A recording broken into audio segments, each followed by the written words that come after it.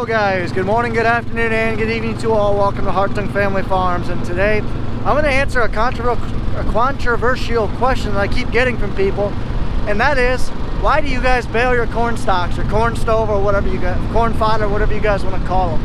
So I'm going to answer that for you guys today in this video, and maybe show you guys a little bit of what we're doing today. But anyway, it's November 14, it's snowy out, and we haven't been able to get in the fields for a little while now. So I figured it's a good time for me to answer this question for you guys. So I'm buzzing out to the field right now where we actually baled our corn stalks. Link will be in a card right up above here to my right. But I'll kind of explain that to you guys right now.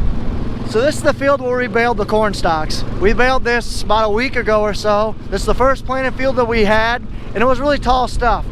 So the whole reason behind baling corn stalks is because our cattle need a place to bed, need a place to essentially stay. Like, you need a place to lay down. They're just like kind of humans where, you know, they need to eat, they need to drink, they need a place to sleep, they lay down, can't stand for your entire life. So why they do that is, so you need to put either some form of bedding down, whether that be straw, wheat straw, barley, you know, corn stover, bean straw, whatever you want to say. So we decide to do corn stalk bales, what we call them. I've heard them called stover, whatever the heck else. But we like to do that because, you know, we grow a lot of corn. We grow about 2,500-ish acres. Not all that's corn, but I'd say 2/3 of that is. So 16, let's just say, for example, 1,600 acres of corn. So that's a lot of corn that we have. And corn plants are anywhere from 7 to 12 to 15 feet tall in some cases. This stuff was averaging about 12 to 15 feet. That's a lot of stalks. That's a lot of material. And the reason I'm driving out here, there's a point, but so we actually like to bale corn stalks because we can do it pretty quickly. It doesn't take long, and usually it's pretty close. But a lot of the downside is, you know, we're taking a lot of the organic matter for next year. And when I say organic matter is, you know, just because we grow it and take it off, you know, the crop leaving the corn stalks there for next year's crop, it's great because it's replacing organic matter. And when I say that is, it's basically material. Oh, my shoes are untied. It's basically material that the ground can use for next year when developing next year's crop. Like, we're not taking all the nutrients out. For like right here where we baled corn stalks, we definitely took a lot of the nutrients out. But the thing is, what we do is we like to replace the nutrients in added fertilizer and manure. So this field being so close to 2 of our cattle lots, this field more than likely will get covered in manure, which will more than likely replace all the nutrients that we lost from baling corn stalks like this.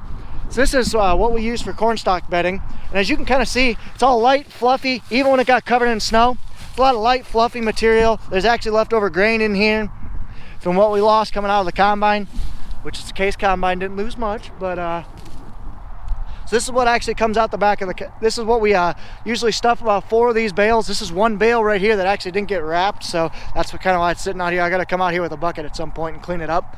But this bale didn't get wrapped, but basically this is one bale. We can pack these things very dense.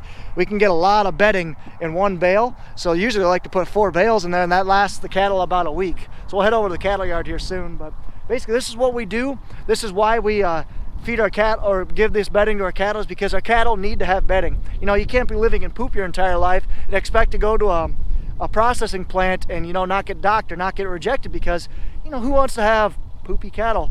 I mean, they can't. They reject them.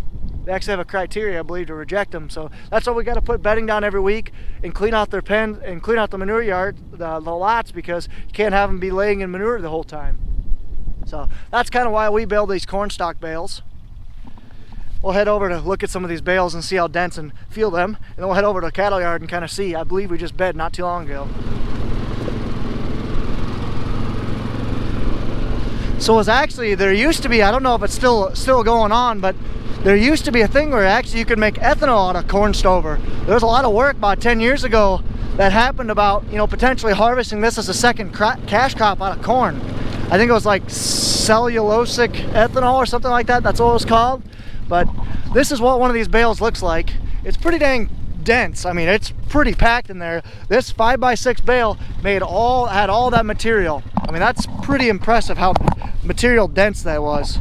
You know, in these, I don't know what we baled here, 30 acres we baled. We got about 105 bales, I think, out of these, which is pretty dang impressive, you know, for the amount of material that's out here, we got a lot of bedding in this small amount of acres.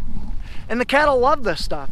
I don't know, I'll have to link a card right here, one of the videos where I've gotten video before where I've been bedding cattle, and you can see the cattle just love this stuff. They just kind of nestle around with it, they wrestle it, you know, it's just, they love it. It's very light, it's very dry. Look at all these, there's corn kernels around this stuff. I mean, there's whole corn cobs in this. I mean, so they can eat it, they can eat some of this food, they can also bed in it, they lay in it, you know, it's warm, keeps them clean, it's all good.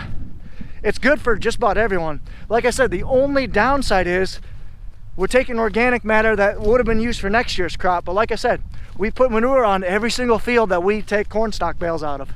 So that doesn't apply to us, you know. We're replacing the nutrients that we pull out by pulling the corn stalk bales out. So it's a win-win. And when we chisel it all back, we'll chisel this field probably next spring. Once we get all the manure on there, we'll chisel it up, and it's like the corn stalk bales are never even taken out. So let's head over to the Jerry's feed lot, and we'll take a look and see if they've bedded cattle recently. Yeah, these 4 inches of snow blew quite a bit, so there's like in the valleys, there's like, I don't know, 2 inches still sitting there. Oh, the peaks, there's like 2 inches sitting around like right here, but there's some spots where it's drifted up to 2 feet. So I'll head over there real quick.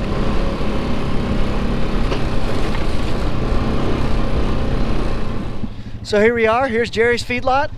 Well, these cattle are probably about ready to sell. I don't know, I think we got like 7 loads going out here in the not next week, but the following week. So that's why we're actually we just cleaned this lot out, I don't know, a couple days ago, 4 days ago or so.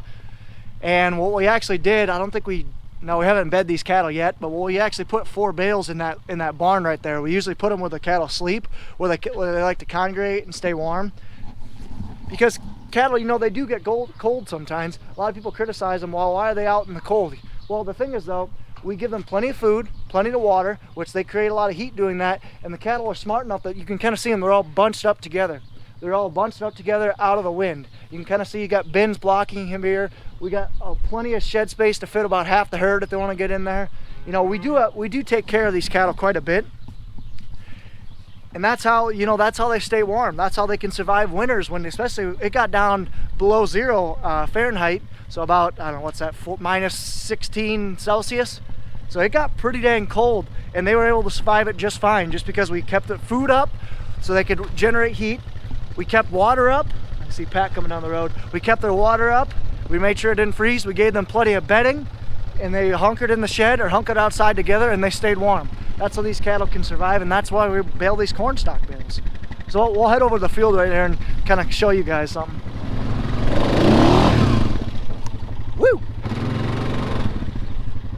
There is one good thing about snow, is you can whip donuts like it's nobody's business. So we actually chopped this stuff full of earlage not too long ago. They opened up this field. I'm gonna guess we're gonna knock this field out of earlage here very, very soon. But just look at all this, look at all this material right here. This is actually some shorter corn. Like I'm telling you, the field across there probably averaged about 12 feet. This stuff, a lot of the tips broke off already. This corn was actually down, this same number of corn was down over across up there. It's that down corn we were fighting in our first corn harvest video right up here. But you can kind of see, this corn was probably 8 to 10 feet tall. The tips broke off, so it's not as tall anymore, but there's still a lot of material here. I mean, just say we planted this field at 34,000 pounds plants per acre, and let's just say 32,000 made it. This field's 40 acres. So 40 acres times 32,000, you guys do the math, and then each one of those plants were 8 feet tall. That's a lot of material per acre. So that's why we like to pull it off. It's a good source of bedding for us. And like I said, we're not robbing the soil at all. We're actually conserving it more because we're putting natural organic or natural fertilizer on there, or manure. So that's where we're replacing it. So it works out really well for us. Each year we like to do about 500 corn stalk bales. That lasts us through the entire year.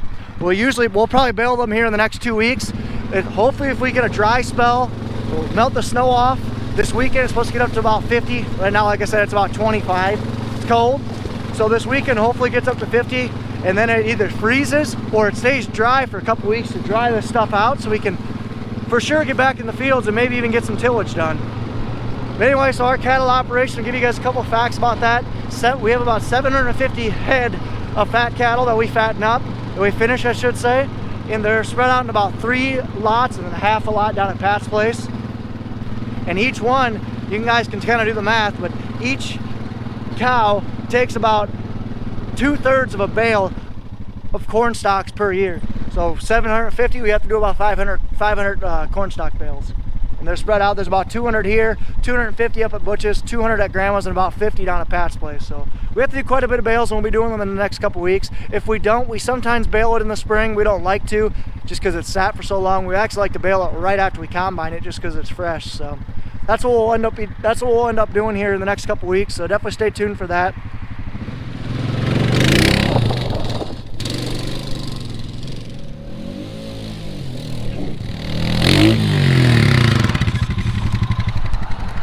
That's why it's always fun to have snow.